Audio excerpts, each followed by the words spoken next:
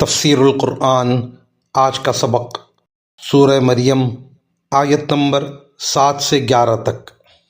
اعوذ باللہ من الشیطان الرجیم، بسم اللہ الرحمن الرحیم۔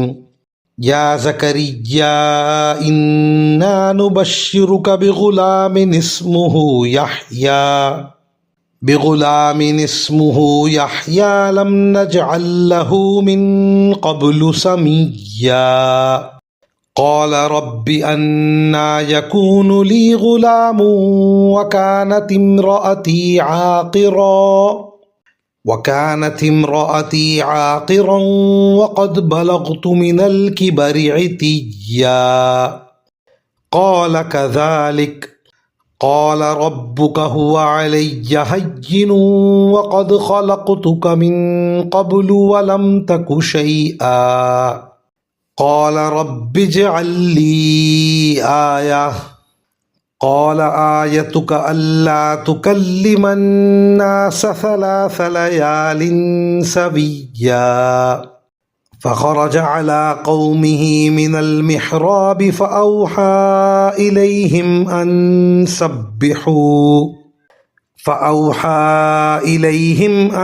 سبحوا بكرة وعشيا۔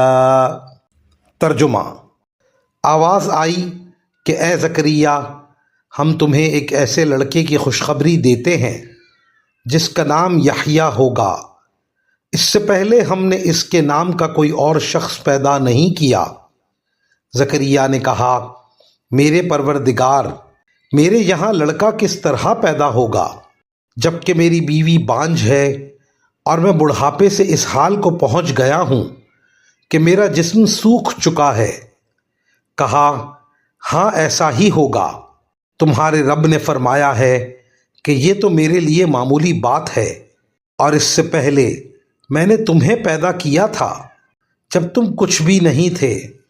زکریا نے کہا، میرے پروردگار، میرے لیے کوئی نشانی مقرر فرما دیجئے۔ فرمایا، تمہاری نشانی یہ ہے کہ تم صحت مند ہونے کے باوجود 3 رات تک لوگوں سے بات نہیں کر سکو گے۔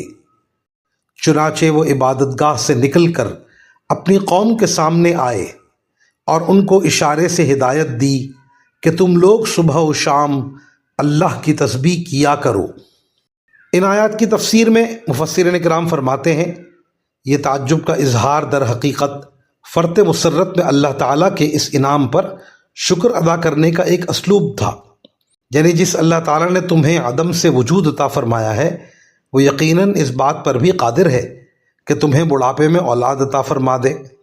نشانی بتانے سے مراد جس سے مجھے یہ پتہ چل جائے کہ حمل قرار پا چکا ہے، یعنی جب حمل قرار پائے گا تو تم سے بولنے کی قوت 3 دن کے لیے سلب کر لی جائے گی، البتہ اللہ تعالیٰ کی تسبیح اور حمد کر سکو گے۔ وآخر دعوانا ان الحمد للہ رب العالمین۔